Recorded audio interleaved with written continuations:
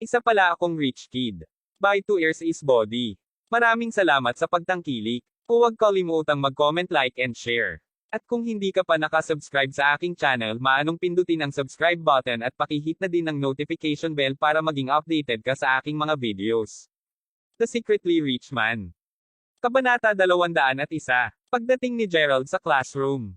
Muling idinagdag niya si Mila Smith sa WeChat. Mayroon akong importanteng sasabihin sa iyo. Nag-message siya sa kanya. Siyempre, si Harper ang nagturo sa kanya niyan. Galit si Mila, at alam ni Gerald na marahil ito ay dahil sa kanyang sarili, kaya nais niyang linawin kay Mila. At ang mga salita ay talagang gumana ng maayos bagaman. Di nagtagal, sumagot si Mila sa kanyang mensahe. Ano ito, bilasan mo at sabihin mo. Libre ka ba ngayong hapon? Mayroong isang pelikula na nag-online lamang na may magagandang pagsusuri.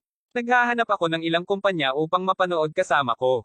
Itinuro ito ni Noemi. Ang mga mabubuting kaibigan ni Gerald ay pawang nakaupo sa tabi ni Gerald, binibigyan siya ng ilang kapaki-pakinabang na payo. O pagkatapos ay dapat mong hanapin ang magandang batang babae, bakit mo ako hinahanap? Malamig na sagot ni Mila. Naghahanap ako ng pinakamaganda at mapagbigay na tao. O, at ang isang taong madaling magalit sa akin upang maging kumpanya ko. Iniisip ko ito, at parang ikaw lang ang umaangkop sa lahat ng pamantayan. Kung hindi, paano mo irerekomenda ang isang batang babae na tulad niya? Fuck off, hindi ko kilala ang ganoong tao. Kung gayon iiwan ka nito na mag-isa ka lang. Bakit ka ganito? Hindi naman ito katulad mo. Sagot ni Mila na may gulat na emoji. Sa totoo lang, ang pakikipag-chat kay Gerald ay nagpapabuti sa kanya at napasaya. So, pupunta ka ba? Nabili ko na ang tiket mo. Okay kung tatanggi kang pumunta, sa kondisyon na makita mo akong isang babaeng kagaya mo, at doon ko lang tatanggapin ang pagtanggi mo. Haha, okay, pupunta ako alang-alang sa pagiging napakasinsero mo, ngunit mayroon akong isang kondisyon, kailangan mo akong bilhan ng hapunan. Hindi ako pupunta para sa wala. Walang problema. Ang kasunduan ay tinatakan. Sina Harper at Noemi ay gumawa ng tagumpay sa tagumpay. Gayunpaman, mapait na ngumiti si Gerald at napakamot sa ulo. Kaya, maraming bagay na dapat isaalang-alang kapag nakikipag-usap sa mga batang babae. Dati, hindi alam ni Gerald ang tungkol dito. Nang makipag-usap siya sa mga batang babae, mga tao lamang ang nagtatanong at sinasagot niya sila. Minsan sinabi ni Mila na naaakit siya sa kalmado at katapatan ni Gerald. At sa ganyan, medyo maayos ang pagsasama ni na Gerald at Mila. Ngunit tinitingnan ito ngayon. Ang pagdaragdag ng ilang iba pang mga salita sa parehong pangungusap na may parehong kahulugan ay lumikha ng isang buong iba't ibang mga epekto. Ang paglalandi ay nangangailangan ng mga kasanayan at kaalaman, naisip ni Gerald sa kanyang sarili. Nagsimula ang pelikula alas 11. Plano ni Gerald na makipagkita kay Mila ng alas 10. Nang tumunog ang kampana, lumabas si Gerald palabas ng silid-aralan. Biglang nagring ang kanyang telepono, at pagkakita ng numero sa screen, pinapagalaw nito ang kanyang puso. Ito ay isang tawag mula kay Kate Smith. Nabigyan na ng dalawa ang bawat isa sa kanilang mga numero, at sinabi ni Gerald kay Kate na anuman ang mangyari, maaari niya muna itong tawagan muna. Tumaan ang koneksyon. Gerald, nasaan ka? Nasa kolehiyo ako. Ano ang nangyayari? Si Yasmin siya, bigla siyang nahimatay sa lupa. Dinala ko siya sa ospital, ngunit wala akong pera at hindi siya gagamot ng ospital. Ano? Nasa pasukan ka na ngayon sa ospital. Okay, pupunta ako roon. Kapag narinig niya na si Yasmin ay walang malay at ang kalagayan niya ay medyo seryoso, nagpanik si Gerald. Ang nakaraang linggo ay naging mapayapa ang lahat. Labis siyang nag-aalala tungkol sa kalusugan ni Yasmin. Agad siyang tumakbo pababa at nagmaneho sa ospital. Nang makarating siya sa pasukan ng ospital, nakita ni Gerald si Kate at 3 iba pang mga tao na sabik na naghihintay sa pasukan. Pinahinto niya ang sasakyan niya sa gilid ng kalsada at sumugod papunta sa direksyon nila. Anong nangyari? Nakita ni Gerald si Yasmin na mukhang mapatla at nanginginig ng buong paligid. Naranasan ni Yasmin ang sintomas na ito dati, ngunit sa oras na ito mas malala pa ito. Kinakabahan na umiiyak si Kate. Ang dalawang bata ay nanginginig din sa braso ni Gerald, Big Kuya, mangyaring isave ang aming kapatid na babae. Naiintindihan ko na ngayon, papasok ako at hilingin sa doktor na tingnan. Matapos niyang kunin si Yasmin mula sa braso ni Kate, tumakbo siya papunta sa emergency lobby ng ospital. Huminto ka dyan. Paulit-ulit na sinabi ko sa inyo, hindi ninyo maaaring makita ang doktor nang hindi nagbabayad. Pumunta ka para sa iba pang mga paraan at ihinto ang paggalaw dito. Pinigilan ng 2 gwardya si Gerald sa kanyang mga truck, hinaharangan ang kanyang daan. Mayroon akong pera, mangyaring tulungan ang bata na magpagamot. Nagmamadaling sabi ni Gerald. Kabanata 202. Binata, hindi sa hindi ka namin tutulungan. Kung papayagan ka namin ng ganito at hindi ka makakapagbayad para sa mga singil, maaaring kailanganin naming gumamit ng mabangis na puwersa sa iyo. Kaya paano ka pumunta sa ibang lugar at kumuha ng pera pagkatapos mag-usap tayo? Medyo matanda na ang dalawang security guard. Siguro dahil nakita nila si Keita at ang iba pa ay nasa isang matigas na sitwasyon, ang kanilang tono ay hindi gaanong kagaspanggan tulad ng kanina. Kaya, malinaw naman na si Keita ay nakick out ng isang beses. Ginoong Linton at G. Lawrence, ano ang nangyayari dito? Bakit nakatayo ang mga ito sa harap ng aming ospital? Ha, hindi ba yun ang pinatalsik ko dahil hindi nila kayanin ang paggagamot? Bakit nandito pa rin sila? Oh, Dr. Quintero. Humihingi ako ng paumanhin, PayPal abasin ko sila kaagad. Bilisan mo, sinisira nila ang imahe ng aming ospital. Halika na, Minnie at Lindy, ihahatid na kita upang kumain ng masarap ngayon, hehe. Nagsalita si Dr. Quintero habang pinamunuan niya ang dalawang maliit na kagandahan. Ang dalawang maliit na batang babae ay tumingin kay Gerald at ang iba pa ay may paghamak. Hehe, bakit ka pa nakatayo roon, humingi ka ng pera? Tingnan mo ang suot nila, may kaya pa ba silang magpatingin sa doktor? Nagpalit-palitan ang dalawang maliliit na batang babae upang ibato sa kanila ang mga basurahan. Maliwanag tumingin sa kanilang mukha sina Gerald at Quente dahil sa kanilang pananamit. Si Dr. Quintero, mangyaring, tumingin kay Yasmin, mangyaring. Sa kabilang banda, desperado si Quente na halos makaluhad na siya upang magmakaawa sa doktor. Mayroon akong pera kaya't pakitunguhan mo siya. Magbabayad ako para sa mga singil sa sandaling mapagamot siya. Malamig ang tono ni Gerald. Ha, anong biro? Dapat inaasar mo ako diba, brat? Hindi ka nagmumukhang may taong may pera, haha, huwag mo ring subukang lokohin ako. Ang pinto ay naruroon kaya mangyaring alisin ang impyerno dito. Napatingin si Gerald kay Keita. Maghintay ka rito sandali, nangangako ako sa iyo na papasok tayo, panatag niya. Pagkatapos sinulyapan ni Gerald si Dr. Quintero at ang dalawang maliit na batang babae. Tumaan siya sa gilid ng kalsada, sumakay sa kotse, at tumama ng malakas sa gas pedal. Fuck! Diyos ko! Ano? Lahat sila ay gulat na gulat. Lalo na si Dr. Quintero, na ang mukha ay halos berde. Si Gerald ay nagmamaneho ng isang Lamborghini Reventon, isang $2.7 milyong na marangyang kotse. Hindi niya inaasahan na ganito kay Omen si Gerald. Ang dalawang maliit na batang babae ay natakpan ang kanilang mga bibig sa pagkamangha. Ang visual na epekto na dinala sa kanila ng marangyang kotse ay masyadong malaki. Maaari ba tayong pumasok ngayon? Tanong ni Gerald matapos gamulong sa bintana ng sasakyan. Oo, syempre. Aayusin ko ang isang pangkat ng diagnostic sa instant na ito. Hindi na ako kumakain at aayusin ko ang mga bagay sa lalong madaling panahon. Nagpanik si Dr. Quintero. Tinitian siya ni Gerald. Ito ay mahirap makitungo sa mga tao tulad ni Dr. Quintero. Hindi nila kailanman pakikinggan kahit gaano pa sila kahusay magmakaawa, sa halip, makikinig lang sila kapag napatunayan na silang mali. Agad na pinapasok si Yasmin sa emergency room. Mabilis na lumabas ang diagnosis. Ipinakita nito na si Yasmin ay anemico at ang kanyang kondisyon ay mas seryoso. Gayunpaman, kumpiyansa ang ospital at tiniyak nila na ang kanilang paggamot ay makakagamot sa sakit ni Yasmin sa loob ng 1 taon. Naginhawa sina Gerald at Keita nang marinig ang balita. Ang isang malaking bato ay inangat mula sa kanilang mga balikat. Ginoo Crawford, sa susunod, dapat kang magbayad ng higit na pansin kay Yasmin. Mas alagaan mo siya at tiyaking kumakain pa siya ng maraming prutas. Sa oras na ito, ang dalawang maliit na batang babae ng doktor ay nagtipon sa paligid ni Gerald. Tumango lang si Gerald sa kanyang ulo ng may mapait na ngiti. Pagkatapos lamang ilipat si Yasmin sa silid ng ospital na tuluyan ng guminhawa si Gerald. Keita, dapat kang bumalik sa trabaho o kung hindi ay maaari kang makakuha ng isa pang panayam mula sa iyong boss. Umiling ang dalawang bata. Ayos lang ako, kailangan kong alagaan si Yasmin. Iwanan mo yan sa amin. Tsaka nandito rin si Gerald. Paano ko maipagkakatiwala ang trabahong ito sa inyong mga lalaki? Bukod, paano kung si Yasmin ay kailangang pumunta sa banyo? Si Keita ay nasa isang problema din. Hindi lamang siya kailangang magtrabaho, ngunit kailangan din niyang suportahan ang 3 bata. Gayunpaman si Yasmin ay naging kanyang unang prioridad. Kung busy ka, pumasok ka na lang sa trabaho. May kaibigan lang ako na lalapit para alagaan si Yasmin. Ang dalawang nurse. To be honest, hindi rin nag-alala si Gerald. Talagang nakakabagabag kung siya ay mananatili sa likuran at alagaan siya. Kaya, nagkataon lang na nag-iisip si Gerald ng isang babae na magiging perpekto para sa trabaho. Tatawagan niya si Jane Zara. Fuck.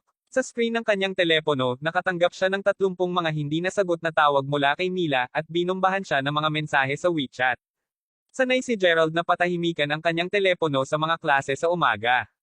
Nang siya ay umalis sa silid-aralan, nagmamadali siya na nakalimutan niyang i-unmute ang kanyang telepono hanggang ngayon. Sa pagtingin sa oras ngayon, halos alauna na. Sa madaling salita, si Mila ay nakatayo at hinihintay siya ng higit sa 2 oras. Kabanata 203 ang unang ginawa ni Gerald ay makipag-ugnay kay Jane Zara. Bagaman gusto ni Jane ng pera, nakakasundo pa rin niya ito. Hanggat humingi ng tulong si Gerald sa kanya, handa siyang magpahiram. Tulad ng inaasahan, dumating siya kaagad pagkatapos ng tawag sa telepono. Saka lamang pinunasan ni Gerald ang malamig na pawis mula sa noo at dinial ang numero ni Mila. Paumanhin, ang numero na iyong nadial ay patay. Pinatay ulit ang phone niya. Nagpadala sa kanya ng mensahe si Gerald sa WeChat. Tulad ng inaasahan, na-block siya at ang kanyang numero ay tinanggal. Mas lalo pang sinisi ni Gerald ang sarili niya ngayon. Mas sinisi niya ang kanyang sarili kaysa kahapon sa maling sinabi. Wala siyang ideya kung paano ipaliwanag ang mga bagay kay Mila patungkol sa kanyang pagiging lateness. Pagkabalik ni Gerald sa kolehiyo, ilang beses pa niyang hinanap si Mila, ngunit napasara niya ang pintuan sa mukha niya. Ni hindi man lang siya tumingin sa kanya. Natatakot siya na ang malamig na gyerang ito ay magtatagal magpakailanman. Nag-iikot si Gerald sa campus ng mag-isa, huminto sa isang maliit na park at magpahinga doon sandali. Ang pagharap sa mga isyu sa relasyon ay talagang nag-iisa sa kanya. Ang isang bagay na natutunan niya ngayon ay ang mga batang babae na talagang hindi ibig sabihin nito kung sinabi nilang hindi. Agad niyang naisip si Xavier York. Darating din sila sa maliit na park na ito. Pareho silang mamasyal dito, magkakasabay. Pagkatapos nagkaroon ng lakas ng loob si Gerald na tanungin si Xavier kung maaari silang magtalik. May tampal. Scram. Gerald, anong klaseng babae mo ako dalhin? Naalala ni Gerald na nasampal at pinagalitan siya ni Xavier. Malinaw na ayaw niya. Sa ugali niya, sinadya talaga niyang sabihin na hindi. Ginawa itong medyo may malay sa sarili sa oras na iyon. Si Xavier ay talagang isang mabuting batang babae, ngunit bakit naging ganoon ang mga bagay? Sa kabaligtaran, mas mabuti pa ang pagtrato sa kanya ni Gerald pagkatapos ng pangyayaring iyon. Ngayon na naisip niya ito. Tuldok-tuldok. Hey, mga batang babae. Iniisip niya kung nasaan si Xavier at kung ano ang ginagawa niya sa ngayon. Ang tanawin ay naging emosyonal sa kanya. Hindi niya mapigilan ang sarili ngunit isipin ulit si Xavier. Ngunit ang mga alaala ay dahan-daang mawala. Ganon din, umupo siya sa park hanggang alas 5 ng hapon. Tapos tumunog ang phone ni Gerald. Galing kay Jane Zara. Gerald, nasaan ka? Batay sa tono ni Jane, pareho siyang nabalisa at umiiyak. Naramdaman ni Gerald na humigpit ang nerbiyos niya. Maaari bang may masamang nangyari kay Yasmin? Nasa kolehiyo ako, papunta na ako sa ospital ngayon. Dadalan kita ng pagkain. Jane, may mali ba? Tanong ni Gerald. Gerald, may nangyari sa akin kaninang hapon. Ang aking ina-Jess noong una, akala ko nakikipagkulitan siya sa akin at malinaw kong sinabi sa kanya na hindi, ngunit tingnan kung ano ang nangyari ngayon. Ang aking ina ay talagang nag-book ng isang piging sa Mayberry para makilala ko ang aking blind date. Gerald, ayoko talagang pumunta, bata pa naman ako, hindi mo rin ba iniisip? Sigaw ni Jane. Napahinga si Gerald matapos marinig ito. Lumalabas ito ay isang sapilitang blind date lamang na uri ng sitwasyon. Sa totoo lang, hindi ito ang unang pagkakataon na nangyari ito kay Gerald. Ito ay hindi gaanong nakakagulat sa kanya. Halos oras na para sa kanyang pagtatapos kung tutuusin. Nagtapos si Jane ilang oras na ang nakakalipas, at saan man sa buhay, maranasan nila ang parehong bagay na haharapin din ng ibang tao. Ang mga blind date ay isa sa mga bagay na iyon. Ayaw mo talagang pumunta, di ba? Ayoko talaga, pero ano sa palagay mo ang dapat kong gawin? Ngayong nag-set up ng piging ang aking ina, nandyan na ang aking blind date. Hindi ito eksaktong isang blind date dahil ang mga pamilya at kaibigan mula sa magkabilang panig ay inaasahan na nandoon para kumain ng sama-sama. O sige, sasamahan kita mamaya. Ibabalik ko ang pabor sa oras na ito. Blandly na sinabi ni Gerald. Totoo. G. Crawford, ikaw ang pinakamahusay. Pagkatapos pupunta ka ba bilang aking boss o kaibigan ko? O, sabihin na nating kaibigan kita. Mapait na ngumiti si Gerald. Dahil tinulungan siya ni Jane ngayon, nararapat lamang na ibalik niya ang maliit na pabor. Kabanata 204. Hindi mahalaga kung anuman, empleyado pa rin niya si Jane, at dahil nakiusap siya sa kanya, walang paraan na maaari niya itong tanggihan. Kaya sa oras na ito, handa si Gerald na tulungan siya. Matapos maayos ang ayos, nagpunta si Gerald sa ospital at nagdala ng pagkain kay Yasmin. Pagkatapos hinintay niya ang pagdating ni Keita bago umalis kasama si Jane.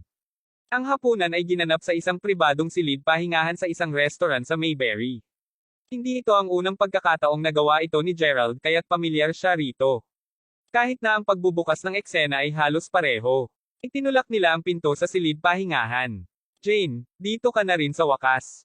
Ha, sino ang lalaking ito? Sa loob ng pribadong silid pahingahan, isang babaeng nasa hustong gulang na nagbihis ng medyo nakaistilong pamamaraan, na inakala ni Gerald na ina ni Jane, ay malamig na nakatingin sa kanya. Sa pagtingin sa medyo ordinaryong sangkap ni Gerald, medyo mababa na ang tingin ng babae sa kanya. Siya ay isang naninirahan sa lungsod, at tila siya ay tumingin sa mga tao sa bansa at ang kanilang pananamit. Ito si Gerald Crawford, at siya ang aking anak na lalaki kaibigan. Sa kabilang banda, hindi alam ni Jane kung ano ang nangyayari sa kanyang ulo, at ang mga salita ay dumulas lang mula sa kanyang bibig. Hindi ba sila pumayag na maging magkaibigan lang? Ngayon, ginamit ulit bilang kasintahan si Gerald Falk. Nahihiya siya, ngunit dahil nasabi ang salita, hindi siya masyadong nakipagtalo. Gayunpaman, inilabas ni Jane ang kanyang dila kay Gerald.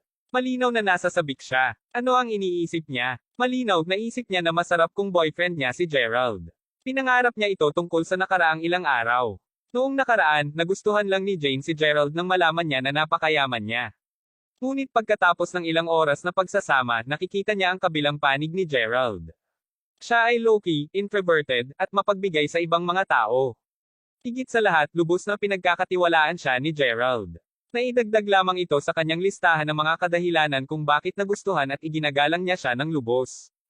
Labis siyang nabighani sa kanya. Ano ang sinabi mo lang, Jane? Boyfriend mo siya. Ang ina at tatay ni Jane ay malinaw na nabigla. Maluwang ang kanilang bibig. Pareho silang mga opisyal sa publiko kaya mas gugustuhin nila ang kanilang anak na babae na makipag-date sa isang taong may pantay na katayuan sa lipunan. Ngayon na ang kanilang anak na babae ay nagdala ng walang tao sa blind date. Oo, boyfriend ko siya. Kanina pa kami tumatambay. Gerald Crawford, kamustahin ang aking mga magulang. Nang makita na hindi tumutol si Gerald sa kanyang bagong pagkatao bilang kasintahan, nagpasya si Jane na maging mas matapang pa. Paalala niya kay Gerald. Kumusta, Ginang Zara? Saan ka nang galing, batang-bata? Ang aking anak na babae ay hindi isang taong marumi *star na tulad ng maaari mong makuha. Umalis ka dito. Malamig nang umuso sa kanya ang ina ni Jane. Wala siya rito. Ito ay tumagal sa kanya ng isang buong maraming pagsisikap upang sa wakas ay gumawa ng isang appointment sa asawa ng pinuno. Ngayon, napagkasunduan nilang hayaan ang mga anak ng dalawang pamilya na magkita at magkakilala. Sa hinaharap, ang dalawang pamilya ay magiging biyenan. Ang lahat ay tila napaka-perpekto. Hindi inisip sa kanya na ang kanyang anak na babae ay hindi maglalaro sa mga patakaran. Matapos ang labis na pagpindot at panghimok, ang kanyang anak na babae ay naririto sa wakas na mabuting balita. Ngunit hindi niya inaasahan na magdadala ng kasintahan ang kanyang anak na babae. Malapit na dumating ang ibang pamilya. Kung makikita nila ito, maaaring magkaroon sila ng hindi magandang impression sa mga Zeres, at ang relasyon sa pagitan ng parehong pamilya ay maaaring maputol. Ang kanyang dugo ay kumukulo at nang tumingin siya kay Gerald, nakadama siya ng daang beses na mas sama ng loob sa kanya. Habang nag-uusap, biglang bumukas ang pinto ng silid. Sa labas, isang linya ng mga tao ang lumakad na may mga item sa kanilang mga kamay. Ginoo Zara, ang taos puso kong paghingi ng tawad. Pasensya na sa huli na kami, hahaha. Dumating ang isang pagdiriwang ng 4 na tao kasama sa kanila ang 2 kabataan, isang babae, at isang lalaki. Partikular ang dalaga, nagbihis ng maganda.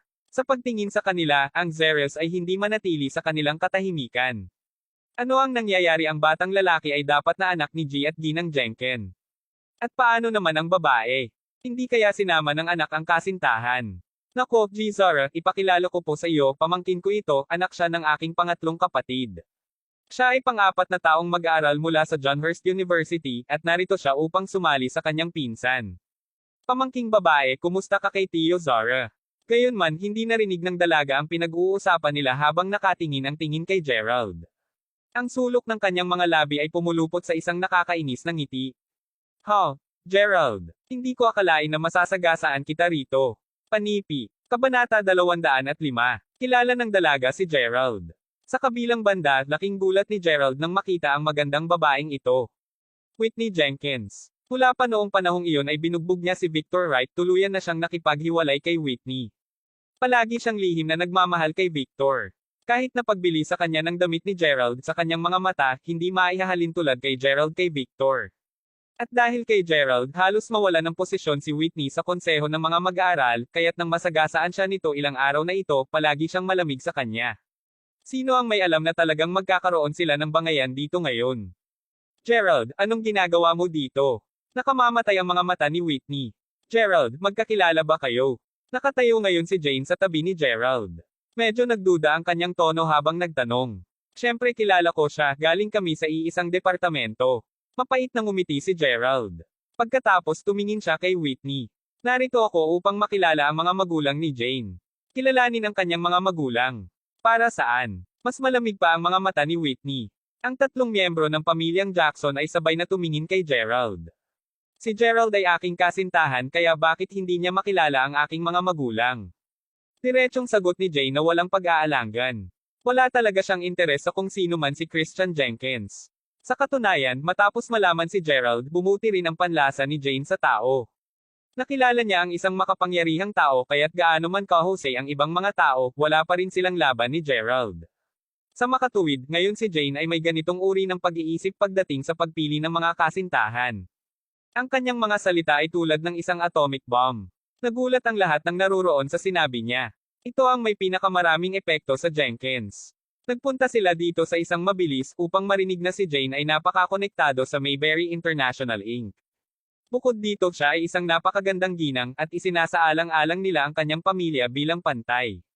Sa kabuuan siya ang perpektong kandidato upang maging manugang ng pamilyang Jenkins.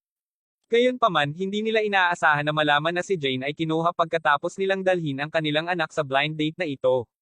Gino Zara, ano ang tungkol dito? Malamig na tanong ng tiyuhin ni Whitney. Si Christian Jenkins ay nakatingin din kay Gerald na may poot, in love siya kay Jane. Sa ngayon, sinusubukan niya si Gerald. Sinaksihan niya ang katawan ni Gerald para sa isang bagay na maaari niyang magamit upang ihambing sa kanyang sarili. Nagmamadali na humingi ng paumanhin ang mga magulang ni Jane sa mga Jenkins na ipinaliwanag na ang lahat ay hindi pagkakaunawaan at iba pa. Ngunit sa kaibuturan, isinusumpa nila ang kanyang mga ninuno. Mabaho na bastard. Tingnan kung anong kaguluhan ang dinala mo sa amin ngayon. Tay, kuminahon ka. Tulad ng sinabi ni Tio Zara, maaaring mayroong ilang hindi pagkakaunawaan. Bukod dito, ang taong ito mismo dito ay kaklase ni Whitney. Inilagay ni Christian ang relo sa kanyang pulso. Sa sandaling ito, ang kanyang labi ay napakulot sa isang ngiti. Oh, kaklase. Gerald, sa wakas alam ko kung bakit ka naging kaakit-akit nitong mga nakaraang araw, lumalabas na kinuha ka. Sa totoo lang, Gerald, bago ito nanalo ka sa loto at yumaman, ginawa akong talagang hindi komportable. Ngunit nakikita mong binilhan mo ako ng damit kahit nagalit pa rin ako sa iyo, hindi ako naiinis sa iyo tulad ng dati. Ngayon, bagaman mukhang mas nakakainis ka kaysa sa naisip ko. Ibig kong sabihin paano ka yumaman? Nagwagi ka sa loto, ngunit parang ang pera mo ay walang katapusang. Lumalabas na mayroon kang isang sugar mommy, at sigurado akong pareho kayong nasa isang bagay. Hindi masyadong nagsalita si Whitney nang pumasok siya sa silid pahingahan. Dahan-dahan niyang nakilala si Jane, hindi ba siya ang babaeng hinabol ni Chad Sanders, na pagkatapos ay nahuli sa lugar ni na Jack Ellen Leigh at Danny Sanders pati na rin si Gerald na itinatago sa sasakyan ng mismong babaeng ito. Nakita niya ang buong tanawin gamit ang kanyang sariling mga mata. Ngunit ang sumunod na nangyari ay inisip ni Whitney na malabong-malabong ito. Kabanata 206. Kahit na maging siya ay isang sugar mommy, hindi siya magkakaroon ng sugar baby tulad ni Gerald, ngunit inamin ng babaeng ito na boyfriend niya si Gerald. Wala nang respeto sa kanya si Whitney. Ipinagmamalaki siya nito na parang pinagtatawanan siya dahil sa pagiging sugar baby. Matapos marinig ang kanilang sinabi, ang mukha ng magulang ni Jane ay naging kakilakilabot. Naniniwala talaga sila na si Gerald ay isang sugar baby. Tinuro ng ina ni Jane si Gerald at sinabi, Jane, bigyan mo ako ng paliwanag ngayon. Ano ang nangyayari sa Gerald na ito? Sugar baby talaga siya. Hindi po, inay. Maaari kong ipaliwanag. Napasimangot si Jane. Ito ay isang simpleng issue lamang ng pagtanggi sa kasal, ngunit ang mga bagay ay naging maling paraan. Hindi ako nakikinig sa paliwanag mo. Sabihin mo lang sa akin kung siya ay o hindi. Galit na tanong ng ina ni Jane. Tumawid si Whitney sa mga braso at naglakad sa tabi ni Christian. Ngumiti siya at sinabi, huwag kang mag-alala, Christian. Naaalala mo ba ang mahirap na dude na sinabi ko sa iyo tungkol sa kung sino ang nasa parehong kurso sa akin? Ang lalaking itinapon ng kanyang dating kasintahan na pagkatapos ay lumipat sa isang mayamang lalaki. Pagkatapos nito, nanalo siya ng isang loterya at saka talagang naging mayabang. Naaalala mo pa ba ang mahirap na magsasakang iyon? Siya yun. Naisip ni Whitney sa sarili na mula nang lumingon siya sa madilim niyang panig, baka magpatuloy lang siya at crush ko si Gerald. Ang gusto lang niya ay makipagkaibigan kay Gerald dahil sa palagay niya medyo mayaman siya. Lalo na noong binili siya ni Gerald ng isang shirt na nagkakahalaga ng ilang libong dolyar dahil tinulungan niya ito. Siya ay talagang naantig sa kanya, ngunit ngayon, napagtanto niya na siya ay isang playboy lamang na walang pera. Pinapahiya siya ng publiko ni Whitney upang lamang mapatunayan kay Jane na siya ay isang mahirap at mababang panahong magsasaka. Nang napagtanto ni Christian na siya ay isang mahirap na tao lamang, wala siyang anumang presyon. Sagutin mo ako, Jane. Siya ba ang uri ng tao tulad ng sinabi ni Whitney? Tunay ba siyang mahirap na magsasaka? Sinusubukan ng ina ni Jane na pilitin ang sagot mula kay Jane. Ang buong sitwasyon ay napahiya. Ay, hindi na alam ni Jane kung ano ang sasabihin. Oo, ako ay mula sa isang mahirap na pamilya, ngunit hindi iyon nangangahulugang wala akong natitirang dignidad sa akin. Ang nais ko lang ay kumita ng pera sa bulsa at mag-aral upang ako ay maging isang mas mabuting tao. Mali ba yun? Nasaktan si Gerald sa sinabi ni Whitney. Nagsimula siyang magsalita tungkol sa dati niyang lifestyle. Bakit lahat kayo dapat maging mapanghusga? So paano kung masira ako? Wala akong ginawang masama sa inyong lahat kaya bakit ako binubuli? Napatingin si Gerald kay Whitney at sinigawan siya. Sa lahat ng mga taong ito, ginugulo siya ni Whitney at hindi kukulangan kay Yuri. Minsan, nang siya at Xavier ay naglalakad sa labas ng silid-aralan, nakita niya sila at nagsimulang punahin siya sa publiko. Wow, kahit isang mahirap na B** star kagaya ni Gerald ay may girlfriend. Anong malaking balita? Anyways, please go and clean up the study hall. Hindi mo kailangang kumain kasama ang iyong kasintahan dahil wala kang sapat na pera upang makakain kung hindi ka nagtatrabaho alinman sa paraan. Ano ang ibig mong sabihin na hindi ka pupunta? Ititigil ko ang iyong bursary at palayasin ka. Sabi ni Whitney habang sinampal siya. Ang lahat ng ito ay mga bagay na nangyari sa una at ikalawang taon ng unibersidad. Palaging ininsulto siya ni Whitney sa harap ng Xavier, at dahil doon, nakipagtalo pa sa kanya si Xavier. Ang lahat ng ito ay natigil kay Gerald sa loob ng maraming taon at itinatago niya ang mga ito sa kanyang puso. Ang mga bagay ay naging mas mahusay kapag sila ay nagpunta sa taon 3 lamang dahil Whitney ay may sakit ng insulto sa kanya na. Kaya ikaw talaga ay isang mahirap na bastard. Umalis ka na at huwag mo nang abalahin muli ang aking anak na babae. Galit na galit ang ina ni Jane. Kinuha niya ang isang baso ng mainit na tsaa at iginawad ito patungo sa mukha ni Gerald. Kabanata 207. Ma, tumigil ka. Halos himatayan si Jane nang makita ang basang nagwisik. Sa kasamaang palad, hindi niya siya mapigilan. Hindi makaiwas si Gerald sa oras, ngunit sa kabutihang palad, tumama lamang ito sa kanyang katawan. Agad na natakpan si Gerald ng mga dahon ng tsaa at tsaa. Hindi mo karapat-dapat ang aking anak na babae. Ngayon fuck off hanggat maaari. Itinapon ng ina ni Jane ang baso sa lupa. Sinusubukan din niyang sabihin kay Jenkins na ang pamilya Zara ay ganap na taos puso at wala siyang pakialam sa buhay at kamatayan ng mahirap na bastard na iyon, si Gerald. Tingnan mo rito, Gerald. Hayaan akong kumuha ng isang video sa iyo upang malaman ng buong kagawaran kung gaano ka kasuklam-suklam. Talagang malakas na tumatawa si Whitney habang ang mga Jenkins ay nakangiti lahat. Hindi sana akalain ni Gerald na ganyan ang trato sa kanya ng nanay ni Jane. Gaano siya ka-ignorant upang tretuhin ang isang taong ganyan sa publiko. Kinuha ni Gerald ang mga dahon ng tsaa sa kanyang shirt at sumulyap sa buong silid ng mga tao. Lalo na si Whitney. Whitney, paano kung isang araw ay napagtanto mong hindi ako ang mahirap na bastard sa tingin mo ako ay at napagtanto na ako ay mayaman? Ano ang gagawin mo? At kayong lahat na napupuot sa mahirap. Mga ignorante talaga kayo, alam nyo ba yon? Ano ito na ipinagmamalaki ninyong lahat?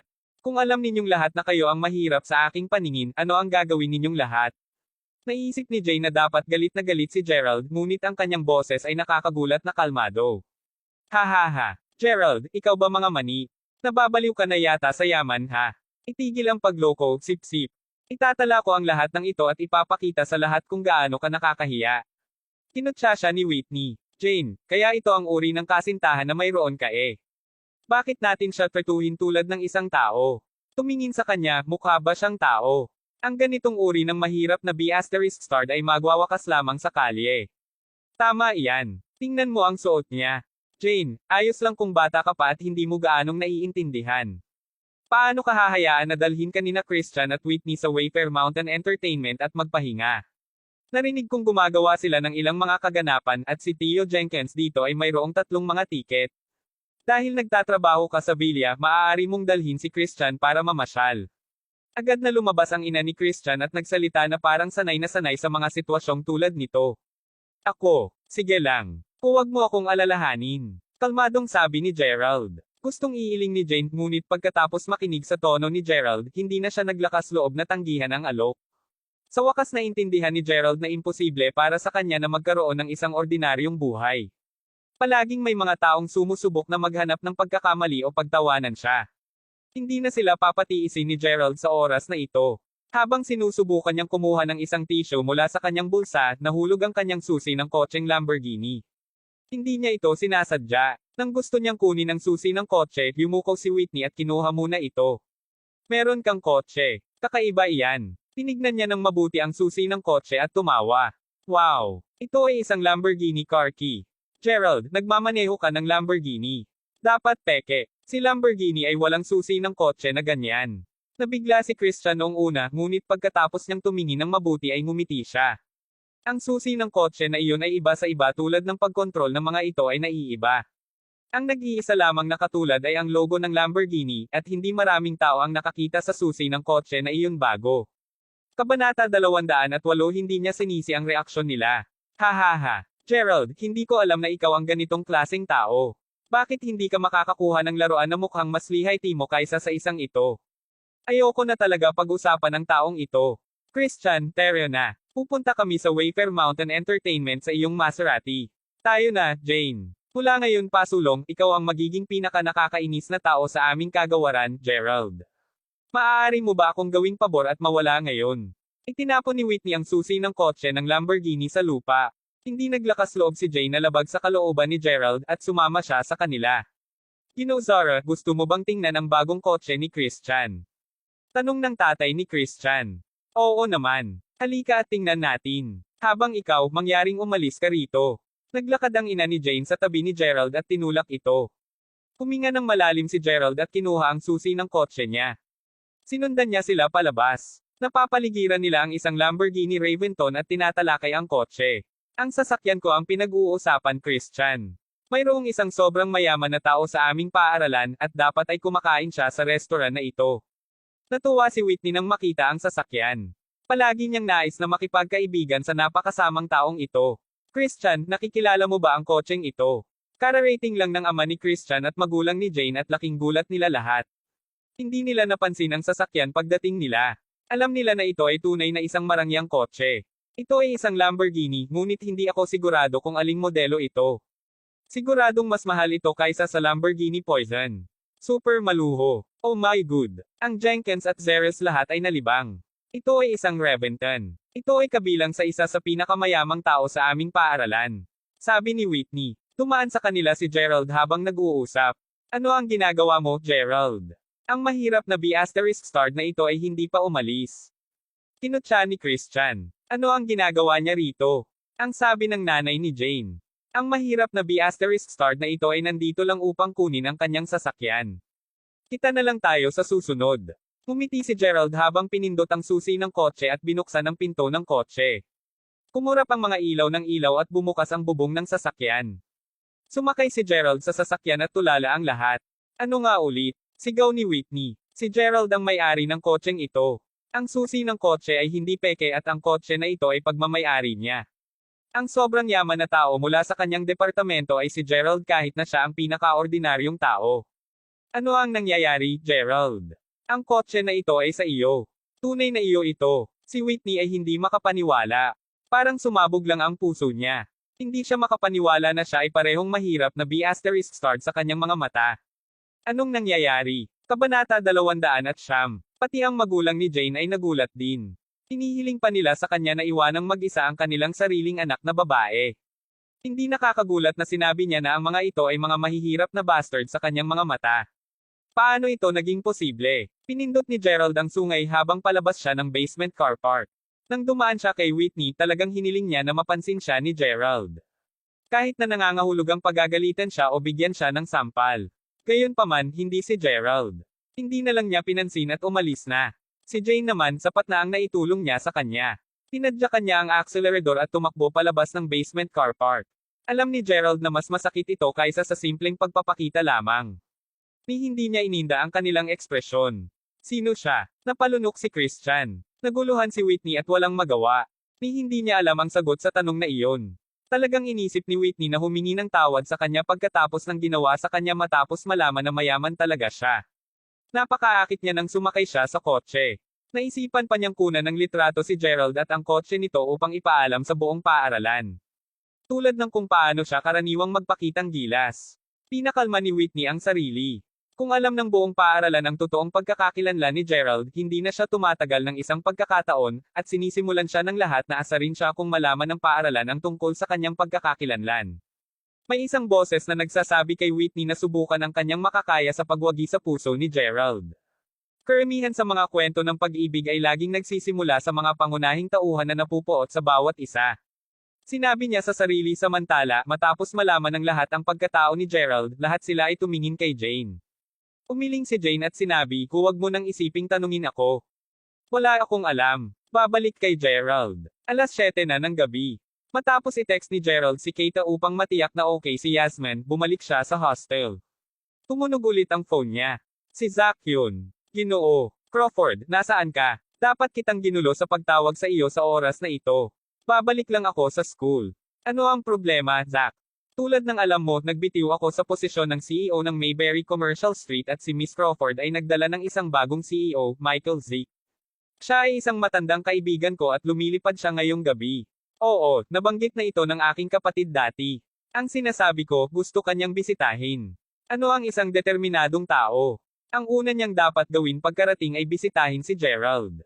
Sa katunayan, lahat ng nagtrabaho para kay Jessica ay seryoso sa lahat sa kanilang trabaho. Saan niya ako gustong bisitahin?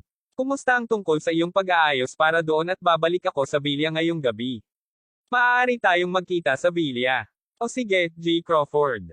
Agad na nag-drive si Gerald pabalik sa Villa matapos niyang mabitin. Hindi niya gaanong nalalaman ang tungkol sa taong ito na nagngangalang Michael, ngunit dahil magpapasyal siya, kailangang nandoon si Gerald. Ang kanyang kapatid na babae, si Jessica, ay maaaring pamahalaan ang lahat. Dapat nandoon lang siya. Sa lalong madaling panahon nang makarating si Gerald sa Villa, ang kaganapan na nangyayari sa Wayfair Mountain ay malugod na tinatanggap ang bagong CEO, Michael. Gabi na, ngunit ang gabi sa Wayfair Mountain ay bata pa. Kabanata 210. Maraming mayayaman na naglalakad-lakad. Narating ni Gerald ang main entrance at nanood mula sa labas. Pumunta siya sa backdoor at pumasok doon. Nang marating niya ang sarili niyang silid ng pagpupulong, nakatayo roon si Zach kasama ang isa pang nasa hustong gulang na lalaki. Dalawa lang sila kaya ang isa dapat si Michael Zake. Mukha siyang talagang mature at maaasahan, ngunit sa pamamagitan ng kanyang mga mata, masasabi ni Gerald na siya ay magiging isang mapusok na tao. Ginoo Crawford. Sigaw ni Zach. Michael Zake. Masaya akong makilala, G. Crawford. Yumuko si Michael. Masaya akong makilala, Director Zake. Mangyaring maging kagaanan. Pag-uusapan pa natin sa loob. Ngumiti ng magalang si Gerald. Pinakilala lamang ni Michael ang kanyang sarili at pagkatapos ay pinag-usapan ang mga plano sa hinaharap na mayroon siya para sa Mayberry International Inc. Ang kanyang mga ideya ay napakamalikhain at malakas. Ibang-iba ito sa kung paano gagawin ni Zach ang mga bagay. Si Michael ay isang napaka-prangka at agresibong tao pagdating sa trabaho. Gayunpaman, narinig ko mula kay Zach na kamakailan kang bumili ng isang bungalow sa tuktok ng burol. Nakagawa ka na ba ng mga pagsasaayos? Tumango si Gerald sa ulo. Bago ako lumabas upang magtrabaho, nag-aral muna ako ng panloob na disenyo sa ibang bansa. Maaari kang tumingin sa blueprint na ito, at marahil kung interesado ka, ako ang maaaring mamuno sa proyekto. Ngumiti si Michael. Bang! Sapat na kay Zach. Tumama siya sa mesa upang ipahayag ang kanyang galit. Direktor Zeke, sa palagay ko hindi ka masyadong pamilyar sa sitwasyon dito. Dapat mo munang malaman ang mga bagay sa paligid. Sa katunayan, namamahala na ako sa pagsasaayos ng bagong bungalow ni G. Crawford, at ang proyekto ay maaaring matapos sa loob ng 10 araw. Hindi mo kailangang mag-alala tungkol dito. Damn it. Ako ay sapat na mabuti upang dalhin siya upang bisitahin si G. Crawford, ngunit ngayon, sinusubukan niyang nakawin ang aking trabaho. Masyadong napakasobra nito. Napaisip si Zach sa sarili. 10 araw. Magagawa ko ito sa loob ng 5 araw kasama ang mga nangungunang pag-aayos. Tiyak na hindi ko maaantala ang paglipat ni G. Crawford. Kinausap ulit ni Michael. 5 araw ay imposible, Director Zeke. Ngumiti si Gerald. Ibibigay ko mismo ang mga order. Kung hindi ko matatapos ang proyekto sa loob ng 5 araw, masisiyahan akong magbitiw sa posisyon sa punong himpilan. Nahiya naman si Gerald. Mga pagsasaayos lamang, magiging mabuti kahit na sino ang gumawa ng proyekto. Matapos ang sinabi ni Michael, natigilan si Zack. Hindi siya maglakas loob na magbigay ng mga order na tulad nito. Hindi alam ni Zack kung bakit hindi siya nasisiyahan kung sa totoo lang, mas malapit siya kay Gerald kaysa kay Michael.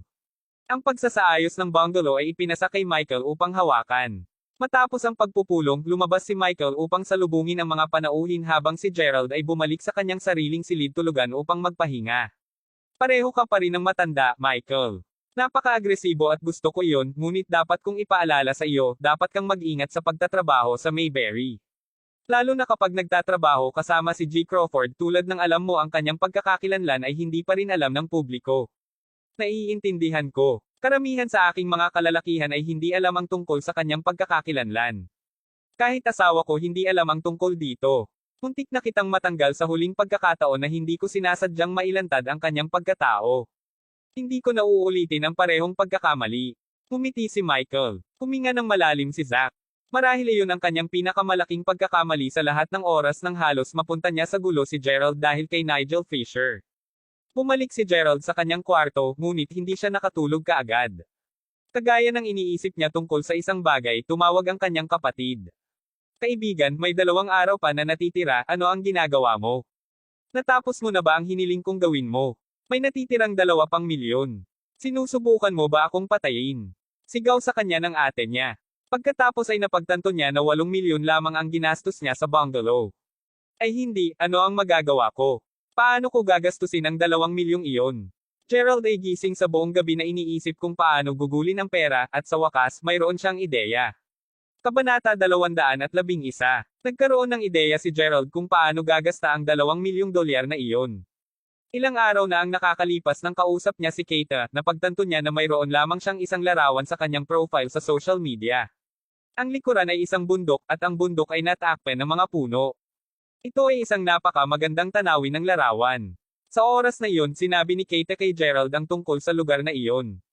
Matapos siya ay ampunan palayo sa bahay ampunan, sinundan niya ang kanyang mga ina ng magulang na tumira sa burol. Matapos mapatay ang kanyang mga magulang sa isang aksidente sa sasakyan, umalis na siya sa lugar na iyon. Nang maalala ni Gerald ang kwentong ito, naisipan niyang mamuhunan sa bundok na iyon at magtayo ng isa pang pasilidad sa libangan doon. Tinawagan kaagad ni Gerald si Keita. Nabigla siya noong una nang mabalitaan ang tungkol sa balita, ngunit kinumpirma niya na ang tanawin sa itaas doon ay totoong nakakamangha, lalo na sa tuktok ng burol. Talagang nasasabik si Gerald na magkaroon ng isang pagtingin at hiniling kay Keita na dalhin silang 2 roon bukas upang tumingin. Pagkatapos nito, tinawag ni Gerald si Zack upang maghanda ng isang panukala at kontrata para sa pamumuhunan na iyon sa lalong madaling panahon. Ito ang kauna-unahang makahulugang proyekto na talagang pinag-aalala ni Gerald mula pa noong nalaman niya na siya ay isang bilyonaryo. Talagang determinado si Gerald matapos na maayos ang lahat. Hindi siya makatulog ng gabing iyon at nagtungo siya sa mainit na bukal. Matapos ang kaganapan ay natapos, ang buong Wayfair Mountain ay tahimik muli. Kahit na ang mainit na bukal ay walang laman. Nagpalit siya ng damit panlangoy at tumalon sa mainit na bukal. Sa sandaling siya ay tumalon sa mainit na bukal, may isang magandang batang babae na nakabikini na nakatayo mula sa tubig. Nagsipiliw siya ng buhok at may ilang ibang tao na naglalakad papunta sa pasukan. Mayroong isang ginang na nagdadala ng 3 o 4 pang mga bodyguard. Ano ang ginagawa ninyo? Binayaran kayo ng kumpanya upang protektahan si Ms. Elizabeth at ngayon ay iiwan ninyong mag-iisa sa hot spring. Hindi mo ba alam ang mga reporter na iyon na maaaring sneak larawan ng Miss Elizabeth at lumikha ng mga alingaw-ngaw? Opo, Madam Red. Kami nga talaga ang may kasalanan, ngunit ang mga reporter ay hindi magiging matapang upang pumunta dito at mag-sneak ng mga larawan, di ba? Huwag kang tanga. Kailangan nating gawin ang aming makakaya upang mapangalagaan ang imahe ni Elizabeth. May darating siyang ibang pelikula, at kung may mga problema dito, papatayin ko kayong lahat. Pinagalitan ni Madam Red ang mga tanod. Katatapos lang maligo ni Elizabeth. Matapos ang pagtatanghal sa Mayberry ay natapos na siya ay talagang nababagot na manatili sa kanyang sariling silid. Alam na niya ang tungkol sa hot spring sa mahabang panahon at nagpa siya na tanggihan ang alok ng iba pang boss at mag-isa siyang nagtungo sa mainit na bukal. Madam Red, hiniling ko sa kanila na iwan ako dito mag-isa dahil nandito lang ako para sa mainit na bukal. Dapat kayong lumabas at maghintay ngayon. Kailangan kong magbago, sinabi ni Elizabeth.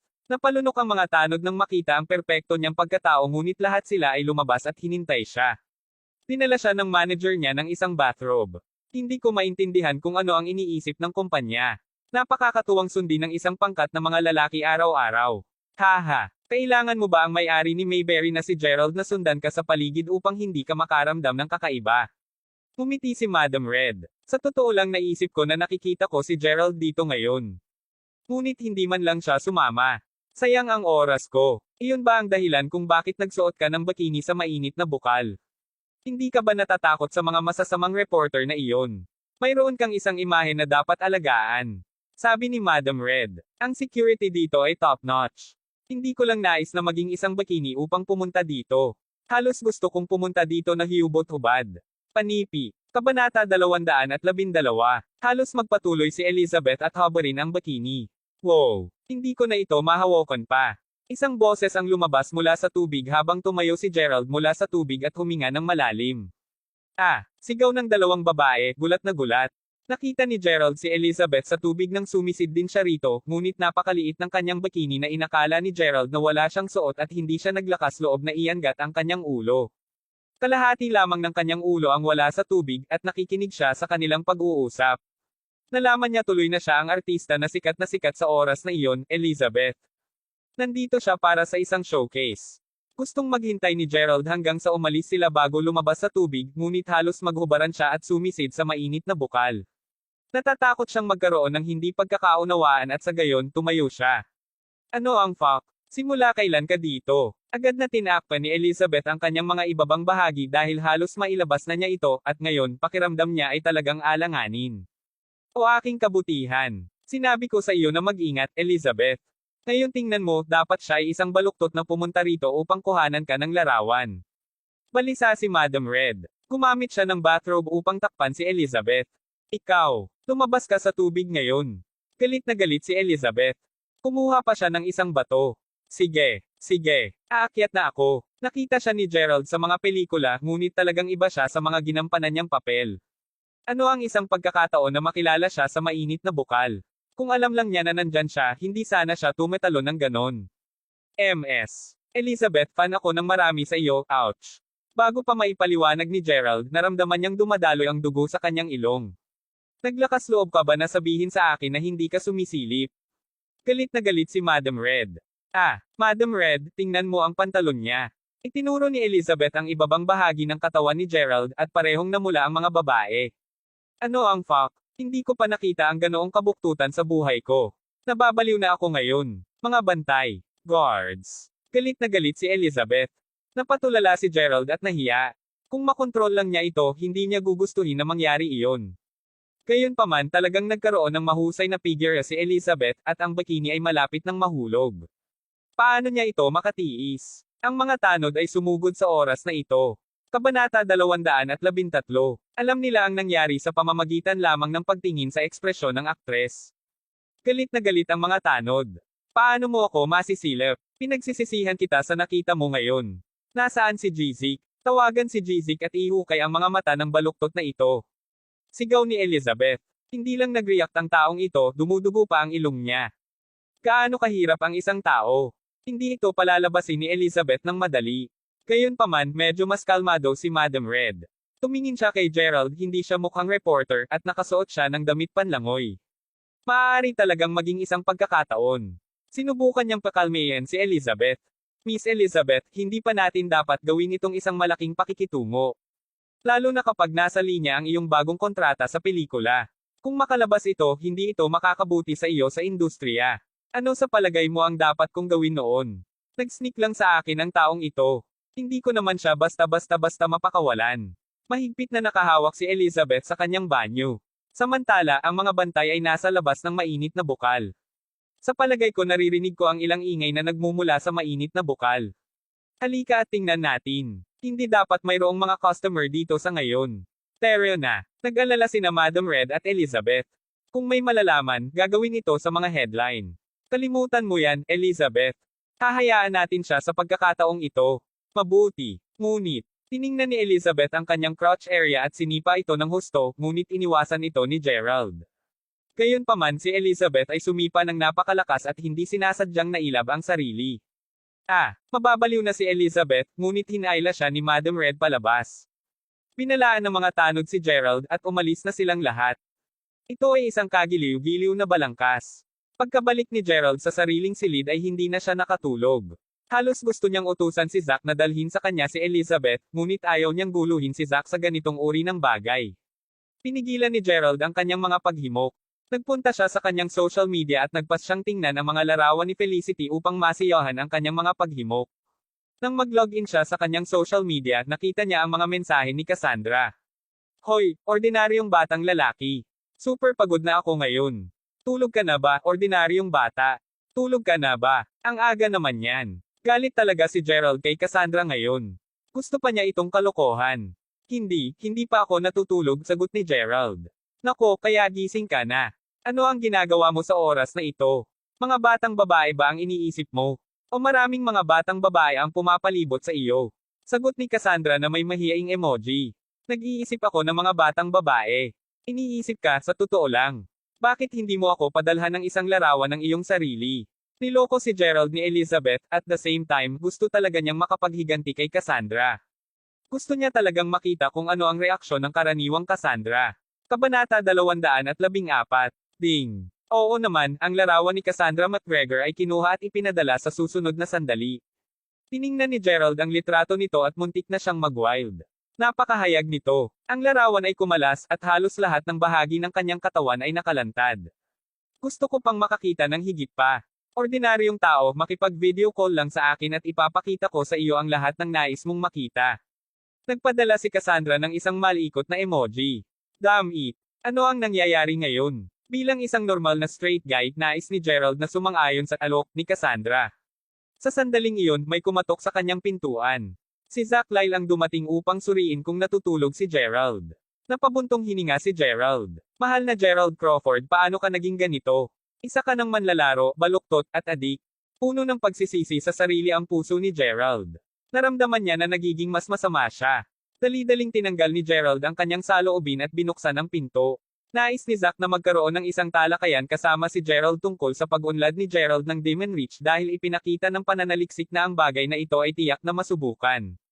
Nagpatuloy ang kanilang talakayan hanggang sa gabi na. Pagkaalis ni Zack, pinatay lang ni Gerald ang kanyang cellphone at natulog ng hindi nag-abala upang tumugon sa mensahe ni Cassandra. Umaga kinaumagahan, umalis si Gerald sa Wayfair Mountain Entertainment at bumalik sa kolehiyo. Nakita niya ang isang dalaga na nagbebenta ng mga bulaklak sa labas ng kanyang kolehiyo. Ang ganda talaga ng mga rosas. Naisip niya ang kasintahan, si Mila Smith, na kamakailan lamang ay nakipaghiwalay sa kanya pagkatapos ng isang away. Isang araw na ang nakalipas mula nang huli siyang maghanap sa kanya. Talagang nais ni Gerald na maghanap ng isang pagkakataon na makausap siya at linawin ang mga bagay sa pagitan nila. Wala ring klase sa unang dalawang yugto.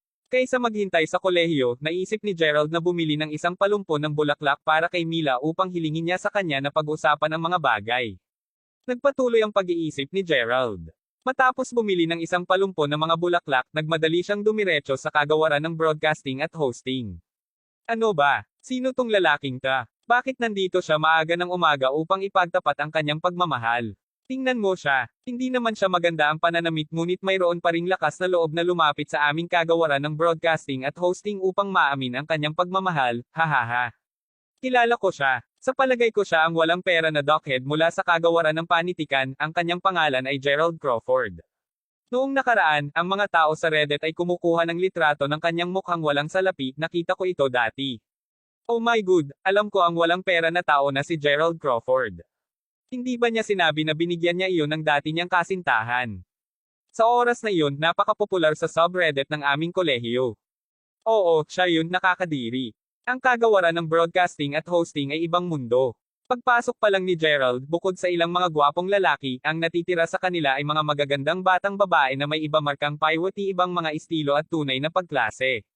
Matapos si Gerald ay pumasok kasama ang mga bulaklak, maraming mga batang babae ang lumabas upang tingnan ang malaman kung aling gwapong lalaki ang bumibisita sa kanilang kagawaran ngayon upang aminin ang kanyang pag-ibig. Hindi bihira para sa mga magagandang batang babae mula sa kagawaran ng broadcasting at hosting na makatanggap ng mga pagtatapat sa pag-ibig. Gayunpaman, lahat ng mga batang babae ay nabigo nang makita nila si Gerald.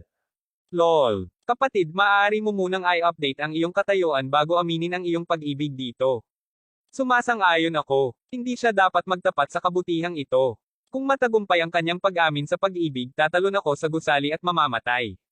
Dalawang gwapong lalaki na nakasuot ng maliliit na suit at may mga bulaklak sa kanilang mga kamay ang kinukutsa si Gerald. Mapait na ngumiti si Gerald. Hindi niya inaasahan na magiging ganito ang kapaligiran ng Department of Broadcasting and Hosting. Kung nalaman niya ito kanina, hindi niya bibilhan ang mga bulaklak na iyon. Marahil ay hindi niya dapat nasunod ang payo ni Naomi Milton sa paggamit ng mga taktika kapag nakikipag-ugnay sa isang batang babae tulad ng pagbili ng mga bulaklak at bag o paglabas para sa pagkain sa halip na maging isang prangkahang lalaki. Gayunpaman, naisip ni Gerald na ang pagsunod sa kanyang payo ay magiging kick-ass. Sa huli, bumili si Gerald ng isang palumpon ng mga bulaklak at napunta sa pansin ng marami, tulad ni Gerald na nasa dilema kung aalis ba, biglang. Gerald Crawford, anong ginagawa mo dito? Ang boses ng ilang batang babae ay nagmula sa likuran. Pamilyar kay Gerald ang mga boses na ito. Tumalikod siya at nagulat. Ang mga batang babae ay sina Alice Bradford, Hailey Ians, at Jack Ellen Lay mula sa parehong unit ng dorm. Malinaw na pumapasok sila para sa mga klase. Gerald, kinakausap ka namin. Nakasimangot na sabi ni Hailey nang wala siyang natanggap na tugon mula kay Gerald. Kabanata 215. Magsalita ka. Salamat kay Harper, itinuring ngayon ni Hailey si Gerald bilang isang pamilya, at maganda ang kanilang relasyon. Medyo nagulat si Gerald sa tanong ni Alice. May gusto lang akong ibigay sa isang tao. Futile na sabi ni Gerald. Nang may angat niya ang kanyang ulo, sinalubong ng tingin niya si Alice. Siya ang diyosa ng karamihan. Sa sandaling ito, namumula na si Alice habang nakatingin kay Gerald at sa mga bulaklak na hawak niya. Ang mga tip ng dalawa niyang daliri ay walang tigil na magkadikit. Maraming mga batang babae mula sa dormitory ng mga batang babae ang nagpunta sa kanilang kagawaran. Ang paglitaw ni Gerald ay nagulat kay Alice, Jack Ellen, at sa natitirang mga batang babae sa kanilang gang. Ang kanilang impression kay Gerald ay ang pagiging matapat niya anuman ang kanyang katayuan sa pananalapi. Hindi nila akalain na darating si Gerald sa kanilang kagawaran ngayon. Bukod dito, ang kasalukuyang Gerald ay hindi na dati. Noong nakaraan, upang maipagtanggol si Jack Ellen at Alice, isang mayamang binata mula sa Mayberry ang binugbog ng dating kasintahan ni Jack Ellen na si Danny Sanders at ng pinsan niyang si Luke Evans. Mula noon mayroong isang gawa ng ligaw na paghihiganti na nakaapekto rin sa pamilya ni Alice Bradford. Inihatid ni Gerald si G. Harrison upang ayusin ang bagay na ito sa isang hotel. Simula noon, nag-iisip sina Alice at Jack Ellen na si Gerald Crawford ay dapat maging isang pambihirang tao o kahit na ang mayamang binata mula mismo sa Mayberry. Gayunpaman, nag-aalinlangan din sila sa huli dahil naramdaman nila na wala sa akin si Gerald. Tiwala lamang sila na si Gerald ay hindi lamang ang iba pang ordinaryong tao, medyo mayaman siya. Ang mga saloobing ito ay nagbigay kay Jack Ellen ng mga panghihinayang, at Alice, mga damdaming matinding panghihinayang at pasasalamat. Palagi nilang hinahangad ang isang pagkakataon na makipagkasundo kay Gerald, iwanan ang nakaraan, at magsimulang muli. Talagang nagulat si Alice sa pakikipagtagpo nila ni Gerald kinaumagahan sa departamento na pinag-aaralan niya. Siya ang taong nais niyang hanapin ngunit hindi na siya makahawak magmula ng insidente. Gerald, kanino ka may binibigyan? Ibinaba ni Alice ang kanyang ulo at marahang tinanong siya pagkatapos ayusin ang kanyang buhok. Siya ay maamo tulad ng isang maliit na tupa. Hindi kaya nagbago ang isip ni Gerald. Kung sa bagay, nais ni Naomi, Hailey, at Harper na ipadala sina Gerald at Alice ng magkasama, kaya halata na may damdamin sina Alice at Gerald sa bawat isa. Bukod dito, tiwala si Alice na siguradong gusto siya ni Gerald mula sa simula. Hindi pa niya naririnig na si Gerald ay malapit sa pakikipag-ugnay sa sinumang iba pa mula sa kagawaran ng broadcasting at hosting. Kumalabog ang puso ni Alice. Haha, sino pa? Alice, paano masasagot ni Gerald ang tanong mo? Putol ni Hailey habang pumapalakpak ng masaya sa mga kamay. Tiningnan din ni Hailey si Gerald nang may paghanga habang sinasabi, Gerald, hindi ko talaga masabi na gagawin mo ito. Pagkatapos mong yumaman, ang iyong emosyonal na katalinuhan ay naging mas mataas din sa lawak kung saan mo alam kung paano lumikha ng mga sorpresa, at ito ay isang napakalaking sorpresa, haha. Sumang-ayon si Gerald na ngayon talaga namang nakakagulat. Nahirapan din siyang sagutin ang katanungang ito. Damn it. Napaisip si Gerald sa kanyang ulo. Pasimpleng bumili siya ng isang palumpon ng mga rosas para kay Mila na maglakad sa kanya. Ito ay kasing simple nang na. Sino ang makakaalam na ang mga batang babae sa kanyang departamento ay magsisiksik at magtipon-tipon upang makita lamang ang isang mag-aaral na bumibisita mula sa ibang kagawaran. At ngayon, nabunggo pa niya si Alice. Gayon din, halatang hindi siya naiintindihan ni Hailey at Alice. Sisubog na sana si Gerald. Pinakamalala pa rin, maraming mga lalaki at babae, na ang lahat ay nagtipon sa paligid ng hagdan, na pumapalibot kina Gerald at Alice at inilalagay ang pareho sa mga ito. Ang ilan sa mga mag-aaral ay gumagamit pa ng kanilang mga cellphone upang maitala ang mga ito. Oh my, oh my, oh my. Ito ang nagbabalita na balita. Kita nyo, isang walang salapi na walang dockhead mula sa kagawaran ng panitikan ang talagang nagpapahayag ng kanyang pagmamahal sa Diyosa na si Alice Bradford mula sa kagawaran ng broadcasting at hosting. Ang ilan sa mga batang babae ay nagbitiw sa hindi makapaniwala. O aking kabutihan, sino ang mahuhulog sa ganitong uri ng tao? Medyo walang hiya siya. Nagtapat talaga siya sa Diyosa na si Alice Bradford. Agresibo yan. Dalawang lalaki ang nanunuya kay Gerald sa hindi makapaniwala. Sa parehong oras, may isang boses mula sa kabilang panig. Mila, bilisan mo, lumapit ka dito. May isa pang tao na narito upang ipagtapat ang kanilang pagmamahal. Kabanata 216. Kanina pa binabasa ni Mila ang parehong pahina ng parehong libro. Biglang sumigaw sa kanya ang isa niyang kaklase na tuwang-tuwa. Mila, halika at tingnan natin. Hindi ako interesado. Sumimangot si Mila. Paano ka hindi interesado na manood ng isang pambihira mula sa kagawaran ng panitikan na sumusubok na ipagtapat sa kanyang Diyosa? Ano? Nabigla si Mila nang nanginginig ang kanyang katawan. Si Gerald ay kabilang sa kagawaran ng panitikan at pambihira, kahit na alam ni Mila ang totoong pagkatao ni Gerald, ngunit palagi niyang naramdaman na si Gerald ay maaaring maging isang freak minsan. Nagustuhan ni Mila ang pag-arte ni Gerald sa harapan niya.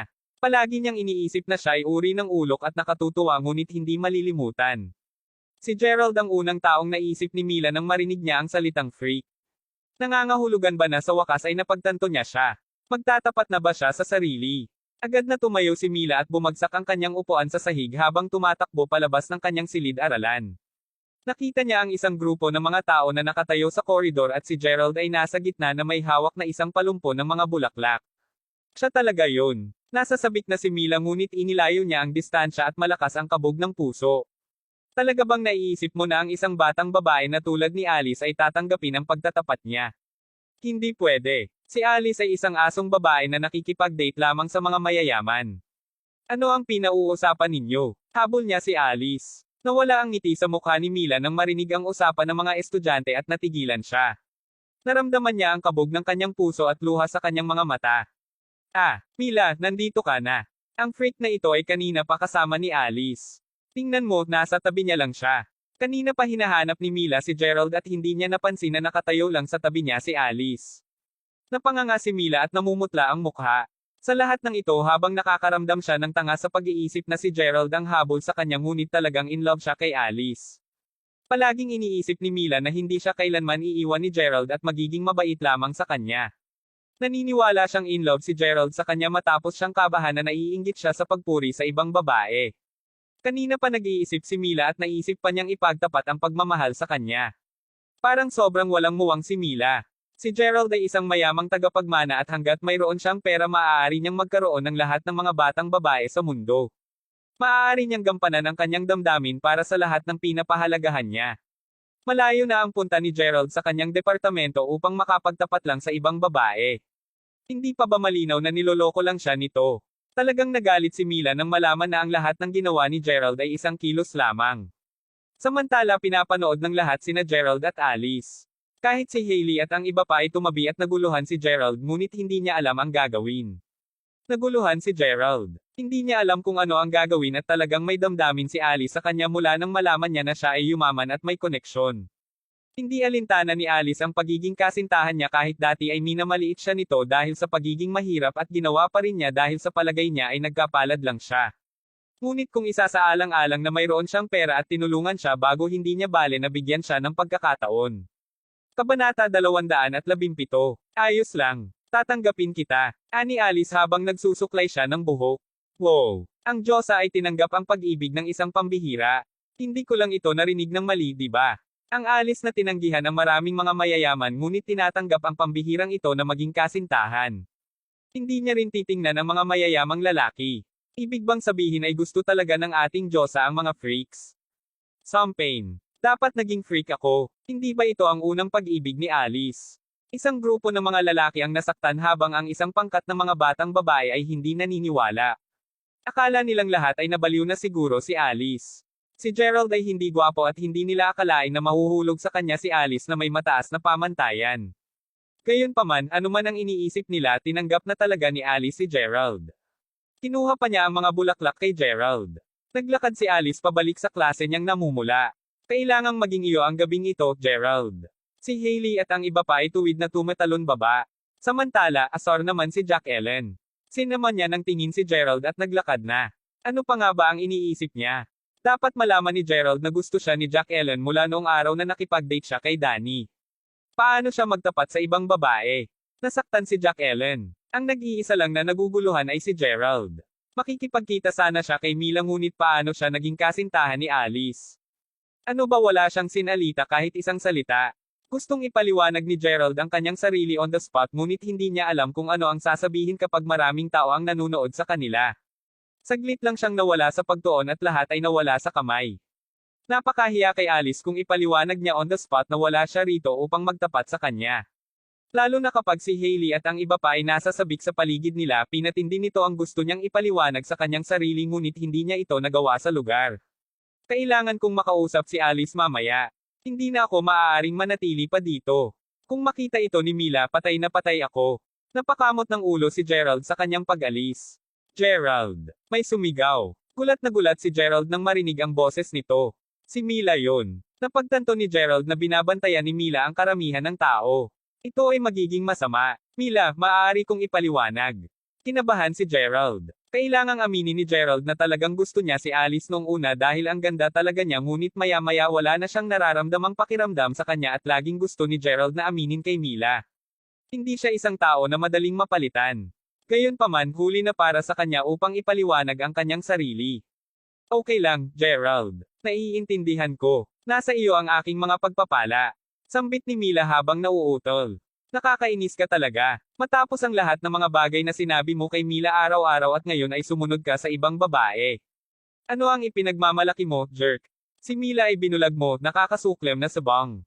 Fucking nakakadiri asshole. Kilala ng mga kasama sa bahay ni Gerald si Gerald at lahat sila ay sinimulang pagsaway sa kanila ng masama na muntik na nilang dumura sa kanya. Lumabas ka na sa aming kagawaran ng broadcasting ngayon. Sigaw sa kanya ng ilan sa mga batang babae. Pagkakamali iyon. Mila, pakinggan mo ako, bago pa maipaliwanag ni Gerald ang kanyang sarili, binigyan siya ni Mila ng isang mahigpit na sampal at binigyan siya ng isang tingin na parang sinasabi sa kanya na gawin ang nais. Pagkatapos ay naglakad na siya at si Gerald ay naiwang tulala. Kabanata 218. Hindi inakala ni Gerald na ito ay magiging isang malaking balita. Ang lahat ay nakikilala sa kanya pagkatapos nito at hindi niya alam kung paano siya umalis sa broadcasting department. Bakit pinahahalagahan niya ang iniisip ni Alice? Bakit pinahahalagahan niya ang iniisip ng iba? Bakit hindi na lang niya ipinaliwanag ang kanyang sarili? Kung ipinaliwanag lamang niya para sa kanyang sarili, walang gulo. Labis na nabigo si Gerald. Samantala, nag-text si Alice kay Gerald. Hoy Gerald. Gusto ni Hailey at ng iba pa na sabay na maghapunan. Gusto mo bang sumali? Bamaantong hininga si Gerald. Nais niyang sabihin kay Alice na ayaw niya sa kanya at ayaw niyang aminin sa kanya at lahat ito ay hindi masyadong naintindihan. Gayunpaman, napakasaya ni Alice at si Hailey at ang iba pa ay nasa sabik din. Hindi alam ni Gerald ang sasabihin. Marahil ito ang problema sa lahat ng mga Libra. Palagi silang nakasalungatan sa kanilang mga sarili. Sige na kayo, may gagawin pa ako. Ipadala mo sa akin ang bayarin pagkatapos. Sagot ni Gerald. Nagpa siya si Gerald na ipaliwanag kay Alice nang matapos ang lahat ng ito. Ramdam din ni Alice na may mali sa sagot ni Gerald. Ano ang ibig mong sabihin na magpatuloy tayo? Nainis ka na ba sa akin? Sagot ni Alice. Pinatay ni Gerald ang kanyang telepono at nagsimulang maglakad-lakad sa paaralan ng walang layunin. Vroom, vroom. Bigla, may mga tunog ng mga motor ng ilang sasakyan na nakapalibot sa kanya. 5 Ferraris ang nagmamaneho papasok sa campus ng paaralan ng malakas at ang buong paaralan ay naiilawan. Ang isa sa mga sasakyan ay dumaan kay Gerald at muntik na itong masalpok nito. Napaatras siya paatras at nahulog sa lupa dahil hindi niya ito pinapansin. Wow! Napakaraming Ferraris. O aking kabutihan. Sinong master ang narito? Champagne. Kung maaari lamang ako ay mapunta sa isa sa mga kotseng ito, hindi bale ang aking buhok ay magulo. Si Yuria talaga. Ngunit para kanino ang mga ito? Karamihan sa mga batang babae ay naaakit ng mga kotse kahit na ang mga lalaki ay lumapit at tumingin.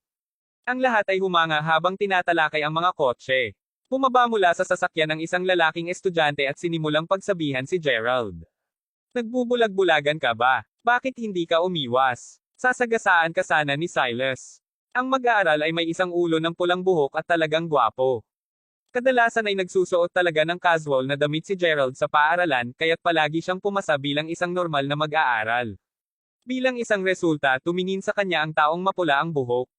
Tingnan mo siya, Jaden. Para siyang isa sa mga nerd sa paligid. Bakit mag-abala na magalit sa kanya? Hahaha. Tama yan, Jaden. Maaari mong takutin siya hanggang sa mamatay sa pamamagitan ng pagsigaw sa kanya ng ganyan. Mayroong dalawang iba pang mga batang babae sa kotse. Nadama nila ang sobrang pagmamalaki na nakapiling sa mga tao tulad ni Jaden. Haharapin ko na siya mamaya. Tingnan natin si Silas. Naglakad si Jaden papunta sa sasakyan sa gitna at binuksan ang pinto ng kotse. Silas. Champagne. Napakagwapo at cool na ni Jaden. Sino kaya ang Silas na ito? Alam ko. Hindi mo ba alam na ang CEO ng Mayberry Commercial Street ay pinalitan ng isang bagong tao na tinawag na GZ? Ang apelyido ni Silas na ito ay Zeke din, kaya, ang ilan sa mga batang babae ay nabaliw. Ay oo, narinig ko na ang anak ni Zeke ay papasok sa aming paaralan. Ang ilan sa mga batang babae ay nakikipagchismisan tungkol kay Jaden Zeke talaga ng malakas. Alam ng lahat ang pagkakaroon ng boss ng Mayberry Commercial Street na si Crawford, ngunit wala talagang nakakita sa kanya. Paano nila may kukumpara ito sa Jaden Zeke na nakikita nila? Sinabi ng mga batang babae sa kanilang sarili na kahit hindi sila makipag-ugnay kay Crawford, mayroong isang Jaden Zeke. Hanggat sumisikap sila ng sapat, maaari talaga silang magtagumpay. Ang pag-ibig ay hindi mahuhulaan. Samantala, hinawakan ni Jaden ang pinto para kay Silas Zeke. Dahan-dahan siyang lumabas mula sa driver seat at nag-freeze pa rin ang kapaligiran ng paaralan. Kabanata 219. Hanggang sa tuluyang tumayo ang lalaki sa labas ng kotse, lahat ng tao sa paligid ay nasa sabik. Wow! Ang gwapo niya. Ang ilang mga batang babae ay tuwid na tumatalon baba. Ang tao ay may suot ng isang pares ng salaming pang-araw at siya ay medyo maganda ang hitsura at cool. Kahit na ang kanyang aura ay talagang kaakit-akit. Humisi siya at nagpakilala. Magandang hapon sa lahat. Talagang nais kong ipakilala ang aking sarili sa welcome party mamaya, ngunit dahil ang karamihan sa inyo ay narito, ipakilala ko muna ang aking sarili. Galing ako sa North Bay, nag-aaral dati sa North Bay University at ngayon na alam ninyong lahat na ang aking ama, si Michael Zeke, ay magiging bagong CEO ng Mayberry Commercial Street. Kaya, tatapusin ko ang aking pag-aaral sa Mayberry University. Siyempre, maaring mayaman ako ngunit hindi ako ganoong uri ng mayabang na taong masyadong maislan sa pananamit dude. Kung mayroon man sa inyo na nais na bisitahin ang Mayberry Commercial Street, huwag mag-atubiling banggitin ang aking pangalan. Silas Zeke ako. Pagkatapos ay itinapon ni Silas ang kanyang salaming pang-araw sa lupa na mukhang napaka-cool. O aking kabutihan. Napakagwapo niya at ang Mayberry Commercial Street ay pag-aari na nila mula ngayon. Mahal kita, Silas. Pakasalan mo ako. Gusto kita ng anak, Silas. Ang ilan sa mga batang babae ay malakas na sumigaw. Umiling ang mga nasasakupan ni Silas. Nasanay na sila sa lahat ng mga kitakot-takot na puna saan man sila magpunta. Pumunta tayo sa Department of Economics and Management upang tingnan ang ating silid-aralan. Bumalik si Silas sa sasakyan niya at ibinoling ni Jaden ang ulo kay Gerald at binigyan siya ng gitnang daliri. Sisiguraduhin kong patakbuhin ang aking sasakyan sa iyo sa susunod, kalat. Ang mga kotse ay nagpatakbo habang ang mga batang babae ay nagpapalakpak pa rin. Anak siya ni Michael. Mababaliw siya. Medyo naiinis si Gerald sa katotohanang muntik na niya itong masagasaan, ngunit wala siyang magawa dito dahil malantad ang kanyang pagkatao. Hindi niya maaaring ipagsapalaran ang kanyang pagkakakilanlang mailantad. Sa katunayan, anak ito ni Michael. Kailangan niyang iligtas din siya ng ilang dignidad. Samantala, bumangon si Gerald at handa na siyang umalis. Ito ay naging isang mahabang araw para sa kanya ngayon. Pakiramdam niya ay talagang nagkamali pagkatapos ng lahat ng nangyari. Haha, ang freak na iyon ay halos masagasaan ngayon lang. Oo, hindi niya ito mababayaran kung talagang nasagasaan siya ng sasakyan. Tingnan mo si Silas at ang pambihira na iyon. Pareho silang lalaki ngunit ibang-iba sila. Kalimutan mo na iyon. Pumunta tayo sa Economics and Management Department upang hanapin si Silas. Maraming mga batang babae ang nagsimulang maglakad patungo sa Department of Economics and Management at nang dumaan sila kay Gerald, lahat sila ay binigyan siya ng isang naiinis na hitsura. Sa wakas ay malungkot na naabot ni Gerald ang maliit na park para sa isang sandaling katahimikan. Kailangan niyang magkaroon ng isang bagay para kay Mila. Kasabay nito ay tumawag si Keita. Gerald, umalis ako ngayon. Bisitahin natin ang York North Mountain. Ang malaking bundok na iyon ay tinawag na York North Mountain at ipinangako ni Gerald kay Keita na dadalhin siya roon pagkatapos niyang umalis sa maghapon. Ayos lang. Tatawagan ko si Zack at ihahanda ko siya sa lahat ng impormasyon pagkatapos ay magkakasama kami. Huminga ng malalim si Gerald matapos niyang tumawag. Kabanata 220. Dahil pupunta sila sa York North Mountain, dapat nagupitan ni Gerald ang kanyang sarili. Matapos makilala si Zack, pumunta si Gerald upang kunin si Keita at lahat sila ay nagtungo sa York North Mountain. Ginawa ni Zack ang lahat ng uri ng pag-aayos kaya't ang pinuno ng nayon ay naghihintay para sa kanilang pagdating. Ang pag-unlad ng York North Village ay hindi naging maganda dahil sa lokasyon at ang mga kalsada ay magaspang. Ngayong alam nila na maaaring may mamuhunan sa lugar, nag-aalala ang pinuno ng nayon. Ito ang kauna-unahang pagkakataon ni Gerald sa pamamahala ng isang malaking proyekto at siya ay medyo kinakabahan. Matapos basahin ang impormasyong ibinigay sa kanya ni Zack at maranasan ang simoy ng bundok, pakiramdam niya ay napaka-relax. Mayroong isang bukal sa tabi ng bundok at isang talon na nahuhulog mula sa tuktok ng bundok. Ang presko talaga ng hangin doon. Nang makita ni Gerald ang lahat ng ito, alam niya na dapat niyang paunlarin ang lugar na ito. Si Zack ang namamahala sa mga kontrata habang si Gerald ang magiging unang tao na namuhunan sa York North Mountain Village. Ang gastos ng buong nayon ay 5 milyon. Kailangang magbayad si Gerald ng dagdag na 3 milyon bukod sa iba pang 2 milyon mula sa kanyang kapatid na babae. Ngunit ito ay lubos na nagkakahalaga ito. Matapos lagdaan ang mga papel, binanggit ng pinuno ng nayon na mayroong ilang mga detalye na kailangan nilang talakayin. Pinayagan ni Gerald na hawakan ito ng mag-isa ni Zack at saka umalis siya kasama si Keita upang tingnan ang paligid ng bundok. Dahil pamilyar si Keita sa nayon na iyon, dinala niya siya at nagpunta sila sa matandang lawa, ang Road Fort Lake. Mas naramdaman ni Gerald na mas nakaupo sa tabi ng lawa. Biglang may ingay mula sa likuran. Wow! Hayward! Hindi nalaman na ang iyong bayan ay napakaganda. Mag-host tayo ng isang barbecue party dito ngayong gabi. Wow! Napakaganda ng lugar na ito. Nakakahiya na magtatrabaho kami sa Mayberry sa hinaharap o baka pakasalan kita. Hahaha. Ang ilang mga kabataan ay nagsasalita habang naglalakad sila patungo sa lawa. Parang gusto nila ang kalikasan ngunit sa parehong oras mahal nila ang pera. May isang malaking bagay na nangyari kahapon at ang mga barbecue party ay pinagbawalan mula kahapon. Ngunit lahat kayo ay parang gusto talaga ninyo kaya maaari naming subukan ngunit kailangan nating linisin ang tunay na mabuti. Lalo na ang mga abo. Sinabi ng lalaking nagngangalang Hayward. Ay oo, barbecue party at mga beer. Walang nag-iiwan ng matino ngayong gabi. Ang iba pa ay nagpasaya, ano ang malaking bagay na nabanggit mo ngayon, Hayward? Napakasikreto mo simula kaninang umaga. May nagtataka. Wala akong masabi dahil sinabi sa akin ng aking ama na huwag sabihin sa kahit kanino. Ngunit sasabihin ko sa inyo ng kaunti. May isang taong darating upang mag-sign ng mga kontrata ngayon upang i-sponsor ang pag-unlad ng York North. Champagne. Nagulat at nasabik ang lahat. Kung totoo ito, mayaman din si Hayward. Naglalakad sila patungo sa lawa habang nag-uusap sila at napagtanto ni Gerald na ang isang boses nila ay parang pamilyar. Paglingon niya at nakita niya sina Lillian, Sharon, at ilang ibang tao.